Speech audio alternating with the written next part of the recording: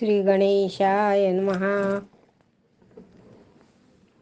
श्री सरस्वत्यै नमः. श्री गुरुभ्यो नमः. श्री कृष्णाय नमः. ओम नमो भगवते नमः.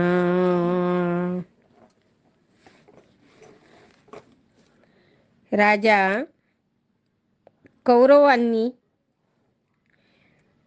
भीष्म व धृतराष्ट्राला द्रोणांचे मंत्रावरील प्रभुत्व व धनुर्विद्येतील कौशल्य सांगितले. त्यांचे नवल वाटून त्यांनी प्रभूतींनी द्रोणांना सन्मानाने राजवाड्यामध्ये बोलावून घेतले. त्यांचे उत्तम आदरातिथ्य केले. त्यांचे सर्व इतिवृत्त जाणून घेतले. त्यांना राजकुमारांना धनुर्विद्या शिकण्याची विनंती केली. शिकवण्याची विनंती केली त्यांना. मग कृपाचार्यासारखेच आचार्य पद दिले त्यांना, द्रोणाचार्यांना. त्यांची आपल्याप्रमाणे श्रीमंती थाटात राहण्याची सर्व व्यवस्था केली. द्रोणाचार्यांना राजाश्रय लाभला. आता उदरनिर्वाहाची चिंता नव्हती. राजाश्रय लाभला, मग काय. मग मान सन्मान प्राप्त झाला होता. द्रोणाचार्य राजकुमारांना मनपूर्वक शिकवू लागले. द्रोण विविध प्रकारे आपल्या शिष्यांची परीक्षा घेत असत. एकदा त्यांनी शिष्यांना विचारले, विद्या संपन्न झाल्यावर मी मागेन ती गुरुदक्षिणा द्याल ना? सर्वांनी मौन धरले. तेव्हा अर्जुन म्हणाला, गुरुदेव, फक्त आपण इच्छा सांगा, काय गुरुदक्षिणा द्यायची ते. मी इंद्रालाही दुर्लभ अशा वस्तू तुम्हाला आणून देईल. ते ऐकून द्रोणांना परमानंद झाला. त्यांनी अर्जुनाला आपला पट्ट शिष्य म्हणून घोषित केले. कौरव आणि पांडव शस्त्रविद्येत पारंगत असले तरी अर्जुनाचे कसब वाखाणण्यासारखे होते. कशामुळं? एकदा रात्री शिष्यमंडळी जेवत असताना वाऱ्यामुळे दिवे विझले. तेव्हा अर्जुनाने अग्निमंत्र म्हणून ते तात्काळ प्रज्वलित केले. एकदा रात्री द्रोणांनी पात्रामध्ये अनेक पदार्थ वाढले. द्रोणाचार्यांनी आणि शिष्यांना म्हणाले, तुम्ही गडद अंधारामध्ये भोजन करून दाखवा म्हणे. अंधारामध्ये भोजन करायचं. करता येईल का अंधारामध्ये जेवण? नाही करता येणार. तेव्हा एकटा अर्जुनच पात्रातील पदार्थ एकमेकांमध्ये न मिसळता जेवू शकला. शिष्यापैकी काही तसेच बसून राहिले. ज्यांनी प्रयत्न केला त्यांचे पात्रातील अन्नपदार्थ मिसळून गेले एकमेकांमध्ये. काही तसेच बसून राहिले, काहींनी मग नाही जेवले. मग द्रोणांनी अर्जुनाचे कौतुक केले. एकदा गंगेमध्ये स्नान करून द्रोण आपल्या शिष्यासह एका वडाखाली येऊन बसले. वडाच्या झाडाखाली. त्यांनी अर्जुनाला गंगेवरून शुद्ध पाणी आणण्यास पाठविले. ती संधी साधून दुर्योधन द्रोणांना म्हणाला, एकाच बाणाने अनेक शत्रूंची मस्तके उडवता येतील अशी विशिष्ट धनुर्विद्या मला एकट्याला शिकवा म्हणे. अर्जुनाला नका शिकू. तेव्हा ते म्हणाले, तू या बाणांनी या वडाच्या झाडाखाली वरील सर्व पाने देठ ठेवून पाडून दाखव म्हणे. देठ ठेवायची आणि नुसती पाने मला पाडून दाखव म्हणे एकाच बाणाने. दुर्योधनाने तसा प्रयत्न केला पण त्याला ते जमले नाही. पाने अर्ध्यावरच कापली गेली. द्रोण म्हणाले, दुर्योधन, हे शरसंधान तुला जमणार नाही. व्यर्थ परिश्रम करू नकोस. हे शिष्यासह पुढे निघून गेले. अर्जुन झारीतून पाणी घेऊन वडापाशी आला. तेथे अर्धवट तुटलेली कितीतरी पाने खाली पडलेली दिसली. हे काम आपल्याला जमते का पहावे, असं त्याला विचार करून असं अर्जुनाला वाटलं. मग अर्जुनाने हातातील झारी बाणाने आकाशात तरंगत ठेवली. मग दुसऱ्या बाणाने देठ ठेवून फक्त पानेच खाली पाडली अर्जुनाने, आणि झारी खाली आली. ती त्याने वरचेवर झेलली आणि धावत धावत द्रोणापाशी आला. पाणी प्यायल्यावर द्रोणांनी विचारले, अर्जुना, तुला उशीर का झाला? तेव्हा तो म्हणाला, वाटेत एका झाडाखाली बरीच अर्धवट तुटलेली पाने पडली होती. मी ती देठ ठेवून पूर्णपणे तोडली, म्हणून उशीर झाला. ते ऐकून द्रोणांना सर्वांना नवल वाटले. त्यांनी तेथे जाऊन प्रत्यक्ष खात्री करून घेतली. द्रोण म्हणाले, अर्जुना, हे शरसंधान पुन्हा करून दाखव. त्याने झारी पूर्वीप्रमाणे वर उडविली. ती खाली येईपर्यंत अचूक बाण मारून देठाशिवाय असंख्य पाने खोडली. झारी वरचेवर झेलून द्रोणाचार्यांच्या हाती दिली. हे कौशल्य पाहून द्रोणांनी त्याला हृदयाशी धरले. त्याचे कौतुक केले. आपल्या गळ्यातील पदक त्याच्या गळ्यात टाकले आणि म्हणाले, माझी विद्या पेलण्यास अर्जुनच समर्थ आहे. मी याला त्रैलोक्यातील श्रेष्ठ वीर करीन, तरच नावाचा द्रोण. ते ऐकून दुर्योधनाने मान खाली घातली.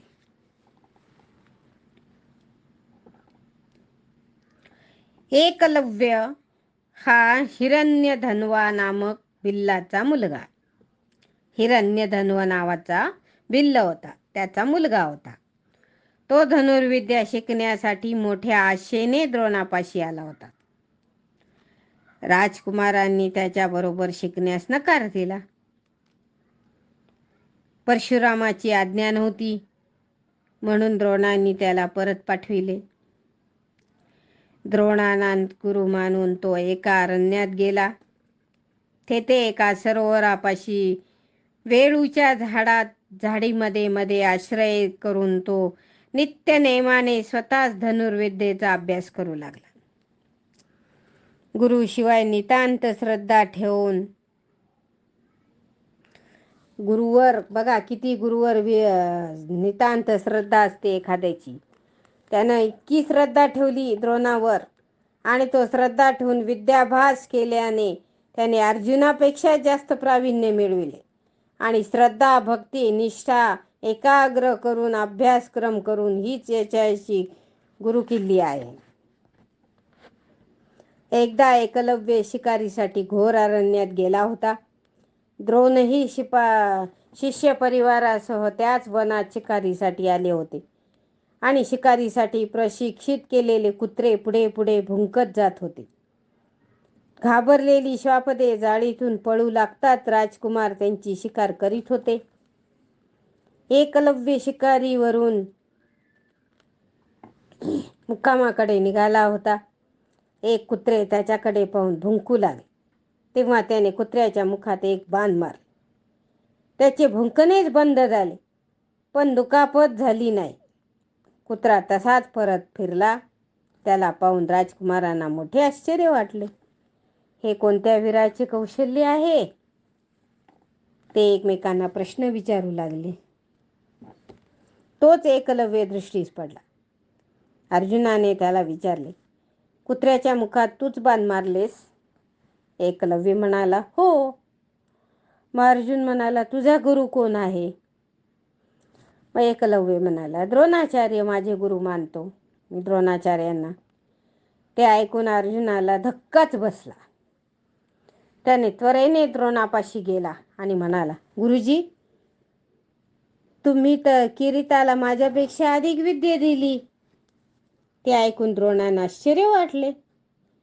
ते उलगडा करण्यासाठी किरीटाचा म्हणजे भिल्लाचा शोध घेत त्याच्या झोपडीत गेला. तेथे एके ठिकाणी आपलीच मातीची प्रतिमा पुजलेली त्यांना दिसली. गडबड ऐकून एकलव्य बाहेर आला.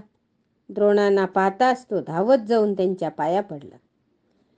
त्याने द्रोणांना तृणासनावर बसवून त्यांची पूजा केली. श्री गुरूंच्या साक्षीने आपण कशी साधना केली ते सांगितले व म्हणाला, गुरुदेव, मी आपणाला काय दक्षिणा देऊ? द्रोणांनी त्याच्या उजव्या हाताचा अंगठा मागितला. एकलव्य एवढा गुरुभक्त होता की त्याने तात्काळ कापून दिला आणि ते पाहून सर्वजण थक्क झाले. एकलव्याचा शुद्ध भाव पाहून द्रोणांनी त्यास अनेक आशीर्वाद दिले. ते आनंदाने स्वगृही गेला. द्रोण शिष्यासह हस्तिनापुरात परतले. त्यावेळेपासून किरात धनुष्याची दोरी सहसा अंगठा न लावता बोटांनीच ओढतात.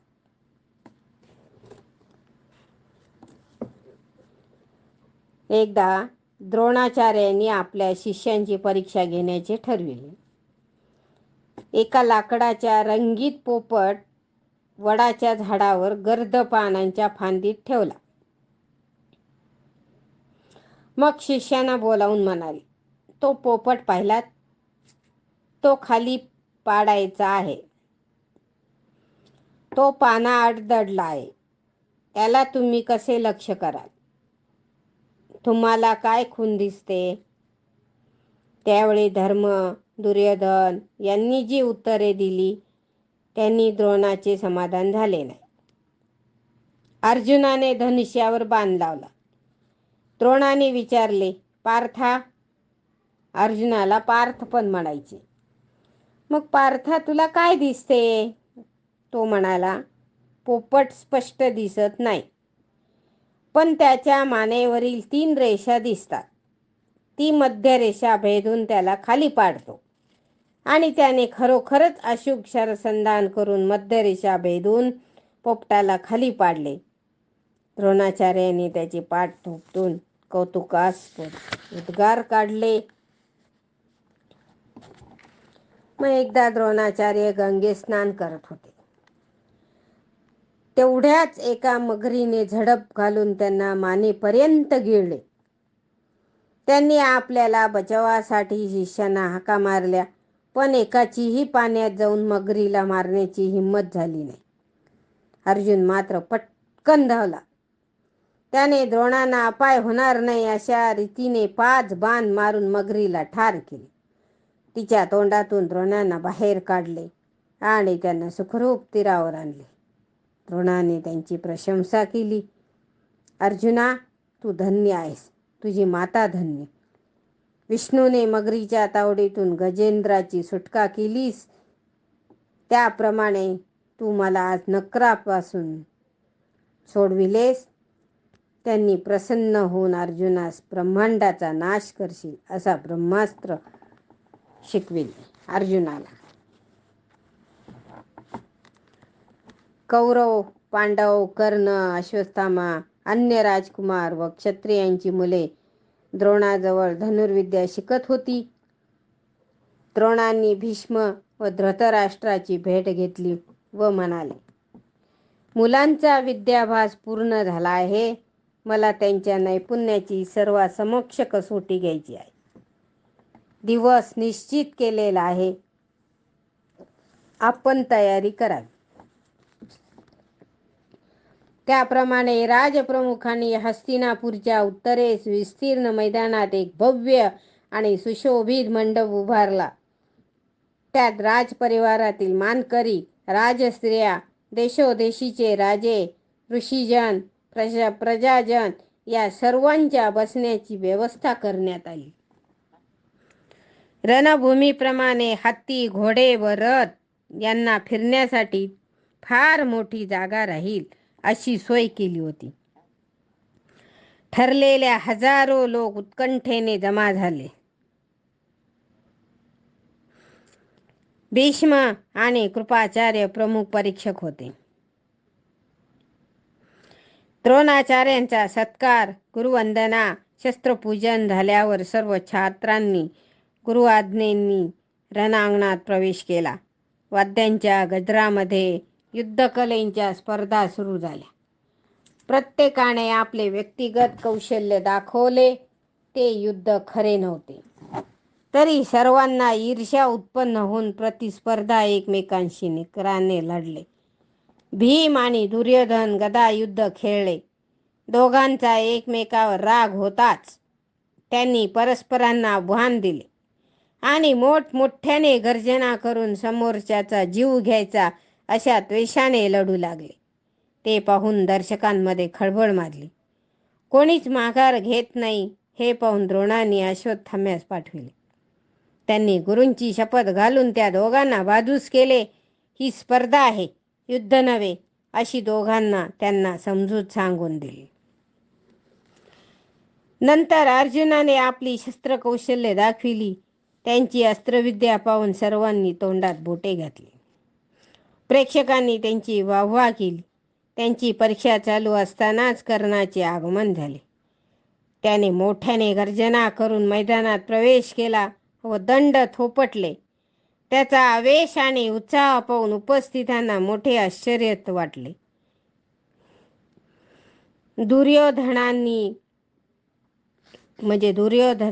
दुर्योधनादिकांनी टाळ्या पिटून त्यांचे स्वागत केले.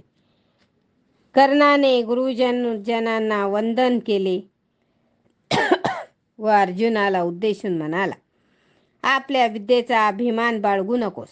मी तुझ्या चौपट कौशल्य दाखवणार आहे. त्याप्रमाणे त्याने आपली अद्भुत विद्या सादर केली. ते पाहून दुर्योधनाला परमानंद झाला. त्याने कर्णाला मिठी मारली व म्हणाला, आजपासून तू माझा जिवलग मित्र. सांग, तुझी काय इच्छा आहे? कर्ण म्हणाला, मला अर्जुनाला रणांगणात भिडायचे आहे.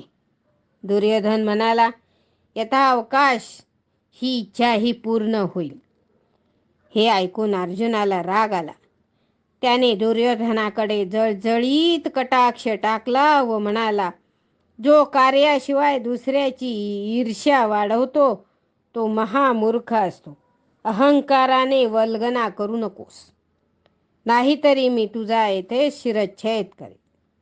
ते ऐकून कर्णाने अर्जुनाला युद्धाचे आव्हान दिले आणि पांडव आपापला पक्ष घेऊन परस्परांना धमक्या देऊ लागले. ते पाहून कुंती घाबरली.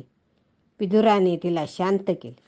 तेव्हा कृपाचार्य गर्जना करून म्हणाले, अर्जुना, हा पंडू आणि कुंतीचा पुत्र आहे.